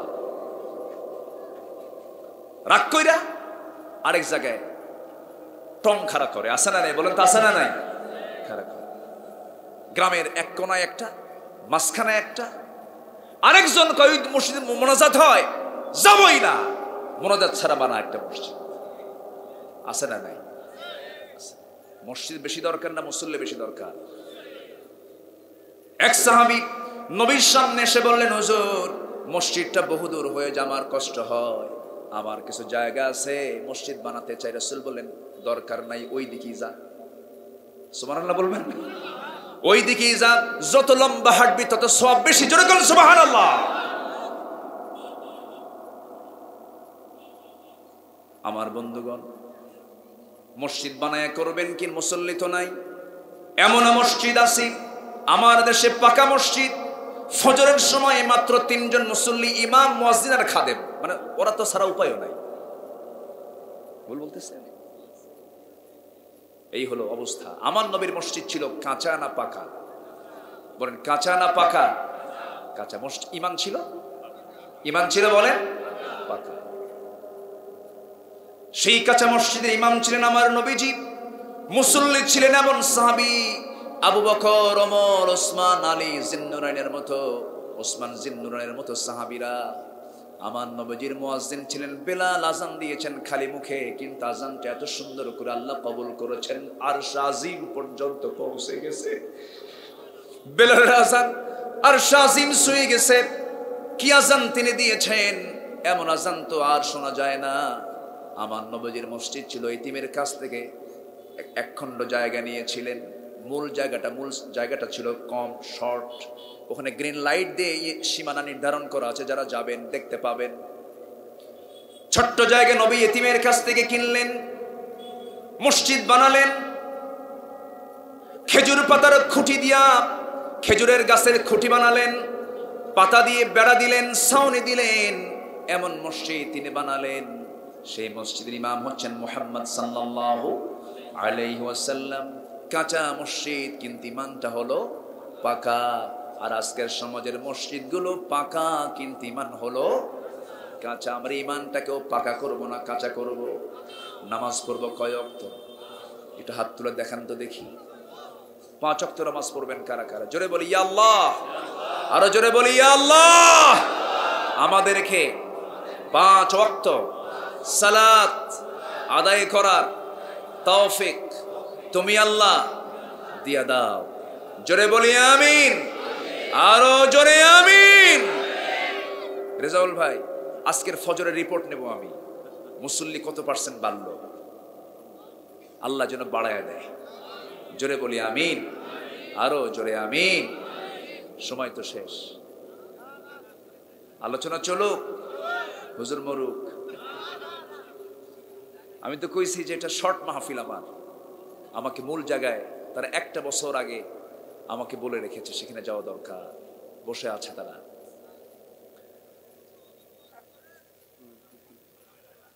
আপনি কি আগে আসছেন না পরে আসছেন? পরে এসেছেন। আমাদের ওয়াজ লম্বা হওয়া দরকার না আমল লম্বা হওয়া দরকার? আমরা ওয়াজ শুনবো, যতটুকু আমল করবো তার চেয়ে কম না বেশি? ওই মহিলা সাহাবী মনে আছে আপনাদের? যা কিছু আছে একটু জোড়াতালে দিয়া, একটু ফিনিশিং দিয়ে আয়াতটাও একটু শেষ করার চেষ্টা করছি। জোরে বলি ইনশাআল্লাহ। আমি খুবই আনন্দিত। ভাবছিলাম যে এলাকাবাসী মনে হয় ইসলামের দিকে এতটুকু অ্যাট্রাকশন নাই, না মাহফিল কানায় কানায় ভরে গেছে। বলি আলহামদুলিল্লাহ, জোরে বলি আলহামদুলিল্লাহ। আমার নবীজি মহিলাকে পাঠায় দিলেন। ওই মহিলা চলে গেলেন, সন্তানকে দুধ পান করালেন। সন্তানকে দুধ পান করায়া 2-3 মাস চলে গেল। সন্তানের টোটালি বুকের স্তনের দুধটাকে বন্ধ করার চেষ্টা চালালেন। অন্য খাবারের অভ্যাস করে তুলে সন্তানকে টোটালি বুকের দুধ বন্ধ করে 6 মাসের মাথায় নিজের সন্তানকে কোলে ধারণ করে নিয়ে নবীর কাছে গিয়ে দাঁড়িয়ে বলছেন, ইয়া রাসূলুল্লাহ, 3 বার আপনার কাছে আসলাম। কয়বার বলে? 3 বার। প্রথমবার ব্যাগ দিয়েছেন, দ্বিতীয়বার ব্যাগ দিয়েছেন, তৃতীয়বার আসলাম, হুজুর আমাকে আর ব্যাগ দিবেন না, আমি কিয়ামতের দিন আসামির কাঠগড়ায় দাঁড়াতে চাই না, আপনি আমার উপর আইনটা কার্যকর করে দেন। এই যে সন্তান বুকের দুধ খাওয়া বন্ধ করে দিয়েছে, রাসূল বলেন হাতটা আগায় দিয়ে বলছেন, দাও সন্তানটা আমার কোলে উঠায় দাও। নবীজি সন্তানটাকে কোলের মধ্যে উঠায় নিলেন, উঁচু করে ধরলেন, এক হাতে উঁচু করে ধরে বললেন, সাহাবীরা দেখো, এই যে ফুটফুটে বাচ্চা দেখতে পেতেছো, 6 মাসের বাচ্চা, এর যে লালন পালনের দায়িত্ব গ্রহণ করবে, ফাহিয়া ফিল জান্নাতি কাহাতাইন, আমি এবং ওই সাহাবী জান্নাতের মধ্যে 2 নখের দূরত্ব অবস্থান করব। দৌড় মেরে কয়েকজন সাহাবী চলে আসলেন, নবীর সামনে এসে ঝাঁপ দিয়ে পড়লেন। নবীজি একজনের হাতে সন্তানটাকে উঠায় দিলেন। এরপরে বললেন, ও সাহাবীরা, মহিলাকে নিয়ে যাও উন্মুক্ত মরু প্রান্তরে, বুক পর্যন্ত পুঁতে রেখে আয়াতের কার্যকর ভূমিকা তোমরা পালন করো, আয়াতটাকে তোমরা কার্যকর করে দাও। ফারজুমুহুমা নাকালাম মিনাল্লাহ, মহিলাকে পর্দার নিয়ম রক্ষা করে বুক পর্যন্ত পুঁতে ফেলো, সবাইকে এলান করে দাও, জানিয়ে দাও জেনার শাস্তি এখানে কার্যকর করা হচ্ছে। চতুর্দিকে এলান জারি করা হলো। মহিলাকে বুক পর্যন্ত পুঁতে রেখে যখন পাথর মারা হচ্ছিল, সাহাবে কেরাম যখন পাথর মারছিলেন, সাইয়েদনা আলী ওই সময় তিনিও পাথর মারছিলেন, কিন্তু মহিলার শরীর থেকে ফিঙ্কি দিয়ে কিছু রক্ত এসে আলীর গায়ে লাগলো। নাসিকা কুঞ্চিত করলেন, নাক শিকায়া তুললেন, ভর্ৎসনা করলেন ওই নারীর প্রতি, ভর্ৎসনা করলেন। নবীর সামনে এসে বলছেন, ইয়া রাসূলুল্লাহি, ওই মহিলাকে যখন পাথর মারছিলাম, ওই মহিলার কিছু নাপাক রক্ত এসে আমার হাতে লেগেছিল। রাসূল বলছেন, আলী, কার রক্তকে নাপাক রক্ত বলো? তুমি কি জানো আমার ওই মহিলা সাহাবী, তার রক্ত জমিনের স্পর্শ করার পূর্বেই সে জান্নাতের মেহমান হয়ে গেছে। মাফ চাইবো আমরা কার কাছে? আসতে বলবেন না, কার কাছে? আল্লাহর কাছে মাফ চাবো। আমি অপরাধ করেছি, আমি কার বান্দা? আসতে বলবেন না, কার বান্দা? আমি দোষ করেছি, আমি কার বান্দা? আল্লাহর কাছে মাফ চাইলে মাফ আছে না নাই? মাফ চেয়ে নেব। নামাজ 5 ওয়াক্ত ছেড়ে দেব না, হারাম কোনো কাজে যাব না, যুবকরা নোংরামিতে যাবা না, বিবাহ পূর্ব কোনো সম্পর্ক গড়বা না, হারাম কোনো কাজে যাবা না, হারাম রিলেশন করবা না, ওই সমস্ত অকর্মগুলো করবা না। এর মধ্যে কোনো আরাম নাই, এর মধ্যে কোনো সুখ নাই, এর মধ্যে কোনো শান্তি নাই। গার্লস স্কুলের সামনে যায় কিছু সংখ্যক যুবক এতিমের মতো বসে থাকে, মনে হয় বাপও নাই মাও নাই। আছে না, এরকম আছে না? এগুলো টাইম লস, এগুলো করে তোমার কোনো লাভ হবে না। বিয়ের আগে যদি তুমি এই সমস্ত নোংরা প্রেম যদি করো, সব প্রেম বিয়ের আগেই হয়ে যাবে। বিয়ের পরে আর প্রেম থাকবে না, হবে কিলাকিলি। কি হবে? কিলাকিলি হবে, মোহাব্বত হবে না, এগুলো করা যাবে না। ওই সমস্ত পার্কে বসে থাকবা, শিশু পার্ক। এখন কি শিশু পার্কের নাম দেওয়া যাবে? শিশু পার্ক দিতে হবে শিশুর মা এবং খালা পার্ক। বসে বসে গল্প করো, সময় লস। মাঝখান দিয়ে ফুসকাওয়ালার লাভ আর ছুরি ফিতাওয়ালার লাভ, তোমার লস প্রজেক্ট। এগুলো করো না, বাদ দাও। বিয়ের যদি প্রয়োজন হয়, সরাসরি আব্বাকে বলো, জানিয়ে দাও আমাকে বিয়ে করায় দাও। কোনো হারাম কোনো সম্পর্ক গড়া যাবে? আসতে বলবেন না, যাবে।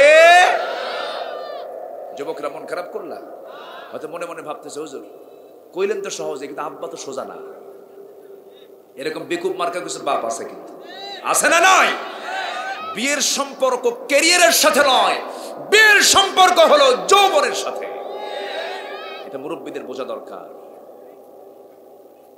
ক্যারিয়ার গড়তে গড়তে 50 বছর, মাঝখান থেকে বিবাহ বহির্ভূত সম্পর্ক হয়ে সন্তান পেটে চলে এসে সেই সন্তানের জায়গা হয় ডাস্টবিনে, আর সেই ডাস্টবিনের খাবার হয় কুকুরের শুকরের ওই সন্তানগুলো। ঠিক কিনা? এগুলো করা যাবে না। বিয়ে করতে করতে 50 বছর বয়সে বিয়ে করে, 60 বছর বয়সে বাচ্চার বাপ হয়। এই 60 বছরের বয়সে একটা বাচ্চা নিয়ে যখন রাস্তায় হাঁটে তখন সবাই বলে, এই ছেলে এটা তোমার দাদা না নানা। তো এগুলো করে লাভ আছে? সঠিক সময়ে সঠিক সিদ্ধান্ত নিতে বলেছেন মুহাম্মদ সাল্লাল্লাহু আলাইহি ওয়াসাল্লাম। জিনার কাজে যাওয়া যাবে, অবৈধ কোনো সম্পর্ক করা যাবে না। বিবাহ হয়ে গেলে, হওয়ার পর স্ত্রী এবং নিজের মার সাথে দ্বন্দ্ব আছে কিনা বলেন? আসতে পারে, মানে দ্বন্দ্ব নাই। আচ্ছা, এখানে আপনি কার পক্ষ নিবেন? এই বিয়ে শাদী করার পরে যুবকরা বিয়ে করার পরে কি করবা? কও, মা আর তোমার বউয়ের সঙ্গে গন্ডগোল লাগছে, কার পক্ষ নিবা?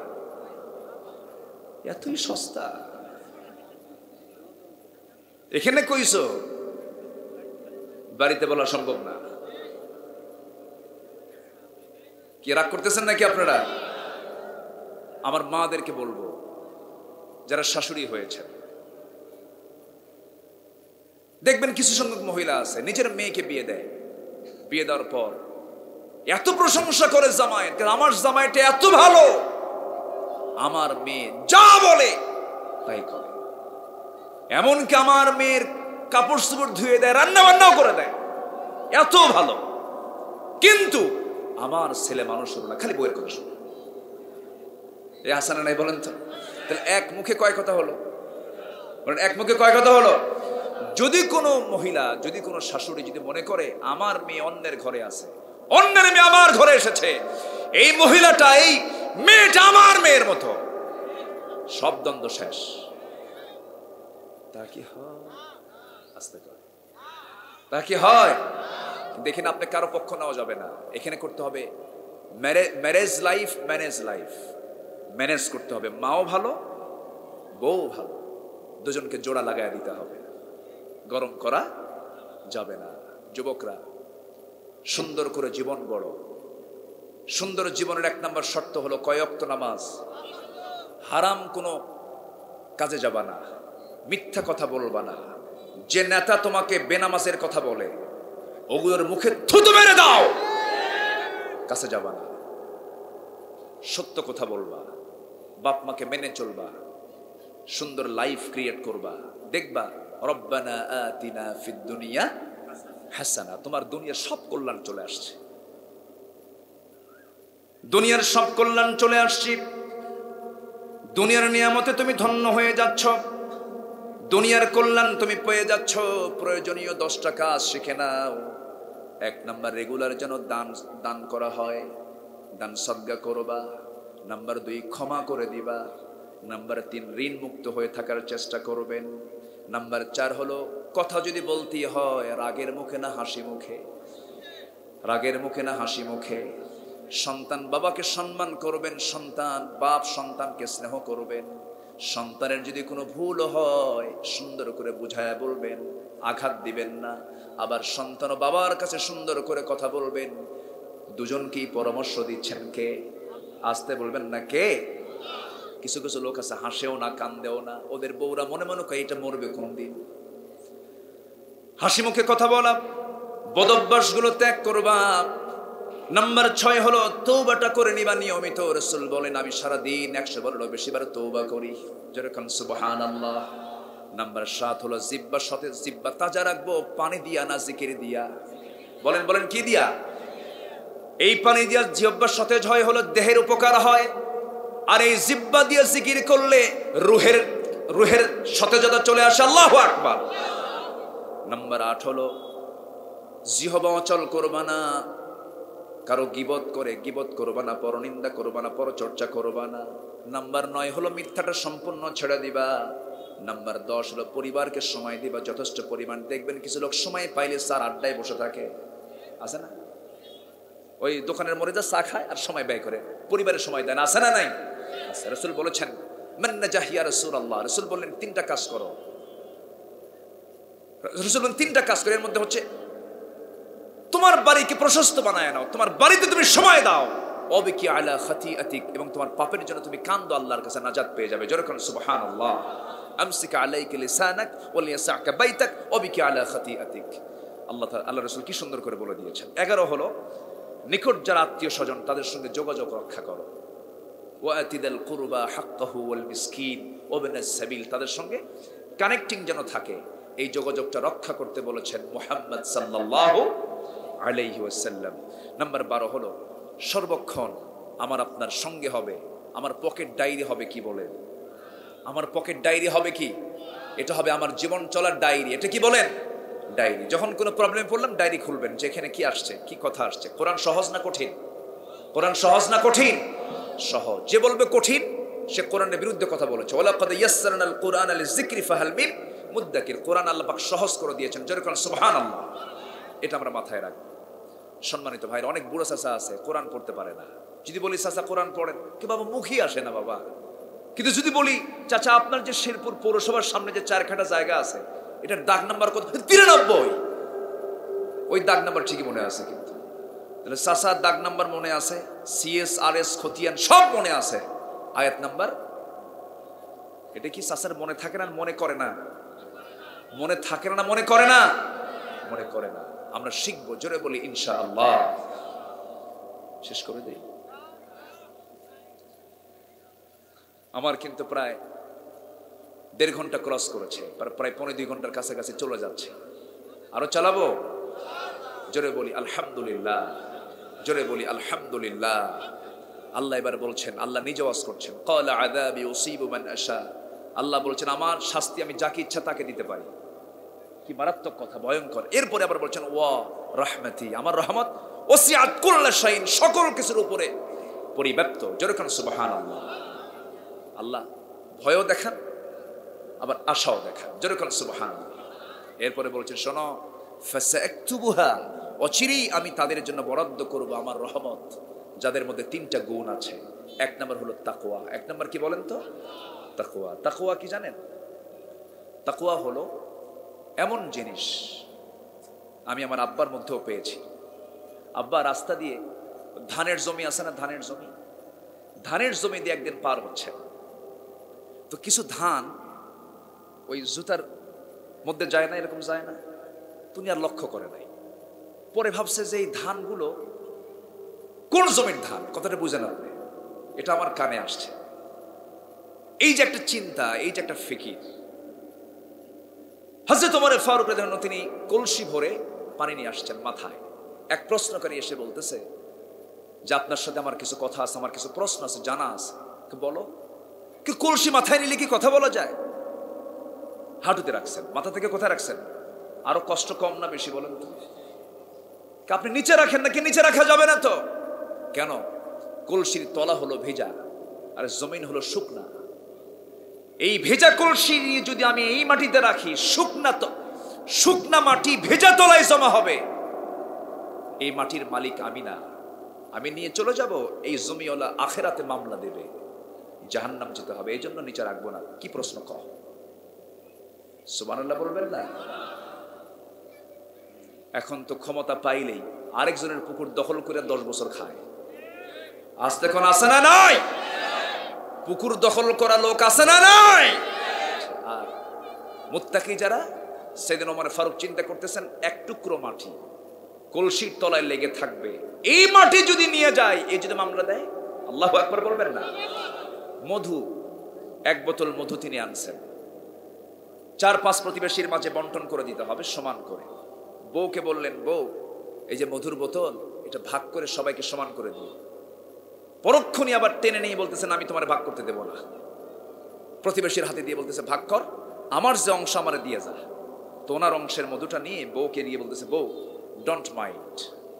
বউকে কিন্তু সবাই ভয় করে, আস্তে কর। এই ভয় করেন না? বউ ভয় আস্তে আস্তে করে। আচ্ছা বউ বড়, আচ্ছা বলেন তো চেয়ারম্যান বড় না চেয়ারম্যানের বউ বড়? আমার নবীজির সাথে আম্মাজান আয়েশার একদিন গন্ডগোল লাগছে, একদম তাজা সিরাত। আমি এই কথাগুলো আগে কখনো বলিনি, একদম তাজা কথা। তা আম্মাজান আয়েশার সাথে আমার রাসূলের চরম দ্বন্দ্ব লাগছে। আম্মা জান আয়েশা বলতেছে এক্ষুনি বিচার ডাকবো আমি। রাসূল বলেন বিচারক কে? কে বিচারক বলো?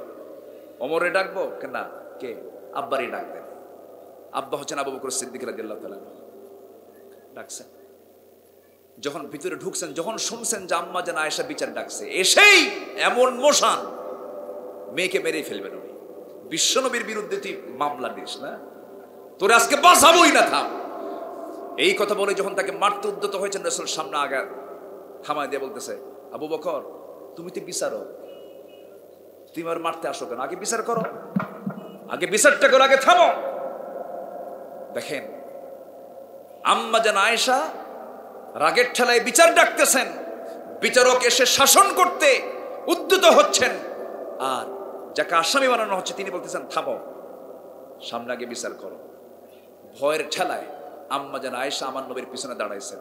রাসূল বলেন বিচার না তুমি চাইলা, তুমি আবার আমার পিছনে কেন? সুবহানাল্লাহ বলবেন না? কি মিল ছিল তাদের মাঝে। কেউ কম না। হুন্না লিবাসুল লাকুম ওয়া আনতুম লিবাসুল লাহুন্না। পৃথিবীতে যদি স্বামী স্ত্রীর মধ্যে যদি সম্পর্ক ভালো হয়, এটা হয় মাওয়াদ্দাতান ওয়া রাহমা, রহমত দিয়ে ভরা হয়ে যায়, ওই পরিবারটা জান্নাতের টুকরা হয়ে যায়। কিন্তু আজকে তো সেই পরিবেশ নাই। যখন জান্নাতের টুকরা হয়, রব্বানা আতিনা ফিদ দুনিয়া হাসানা, এটাই হলো হাসানা। হাজার হাজার কোটি টাকার মালিক সারাদিন ভাত খেতে পারে না, কি খায়? সুজি খায়, 3 গ্রাম 4 গ্রাম, আছে না নাই? আচ্ছা শহরের লোক বেশি খায় না গ্রামের লোক বেশি খায়? ধনী বেশি কারা, শহর না গ্রামের? শহরের। আর গ্রামের লোক ধনী কম কিন্তু খায়। আচ্ছা শহরের মানুষ কি ডিশ নিয়ে বসে না ছোট্ট প্লেট নিয়ে বসে? আর গ্রামের মানুষ ওই প্লেট নিয়ে পোষাবে ওদের? কে এই কিসের প্লেট? আর ডিশ নিয়ে আয়, ডিশ নিয়ে বসে। 1 কেজি মেরে দেওয়ার পরে খাইছো কেমন, আরো কিছু হলে ভালো হতো। এটাই হলো কল্যাণ। আল্লাহ সবাইকে দেন না সবকিছু। আল্লাহু আকবার বলে। সম্মানিত ভাইয়েরা, ওমরে ফারুক তিনি কি করলেন? আমার স্ত্রী রাগ করো না, ডোন্ট মাইন্ড, এই মধুর বোতলটা তোমাকে দিছিলাম ভাগ করতে, কিন্তু আমি পরে চিন্তা করলাম। কি চিন্তা? চিন্তাটা হলো এই যে মধুটা হলো তরল জিনিস, আমার প্রতিবেশী 5 জনের মাঝে যে তুমি বন্টন করতে যাবে, সমান করে তুমি বন্টন করলে ভালো কথা, কিন্তু বন্টন করতে নিয়ে তুমি যখন বন্টন করতে যাবে, তরল হওয়ার কারণে কিছু মধু তোমার হাতে লেগে যাবে। এটা 1 ফোঁটা হোক, 2 ফোঁটা হোক, 3 ফোঁটা হোক, এটাকে তুমি ভাগ করতে পারবে না। এতটুকুন মধু আমাদের ভাগে বেশি আসুক এটা চাই নাই মনে করে মধু ভাগের দায়িত্ব আমরা অন্যকে দিয়ে দিয়েছি। জোরে বলেন সুবহানাল্লাহ। এটার নাম কি? তাকওয়া। আল্লাহ বলছেন আমি রহমত দিয়ে ধন্য করব যারা মুত্তাকি। নাম্বার 2 হলো ইউতুনা যাকাত, যারা পরিশুদ্ধ হয়েছে, যারা যাকাত দিয়ে কি হয়েছে? পরিশুদ্ধ হয়ে গেছে। যাকাত না দিলে নাপাক, যাকাত না দিলে কি? নাপাক। আর যাকাত দিলে পাক হয়ে গেল, পরিশুদ্ধ হয়ে গেল। যাকাত মানে হলো পরিশুদ্ধ হয়ে, ইউযাক্কু আনফুসাকুম। আল্লাহ তাআলা বলছেন যারা যাকাত দেয়। নাম্বার 3 হলো আল্লাযীনা হুম বিআয়াতিনা ইউমিনুন। আমার যে আয়াত আমি দিয়েছি, এই আয়াতকে যারা বিশ্বাস স্থাপন করেছে, এই 3টা গুণ যাদের অর্জন হবে, আমি তাদেরকে আমার রহমত দিয়ে ধন্য করে জান্নাত দিয়ে দেব। জোরে বলি সুবহানাল্লাহ। আর আয়াতকে যদি না মানে তাহলে কি হবে? আল্লাহ খেপে গেছেন এক জায়গায়, সূরা আরাফের মধ্যে 40 নম্বর আয়াত।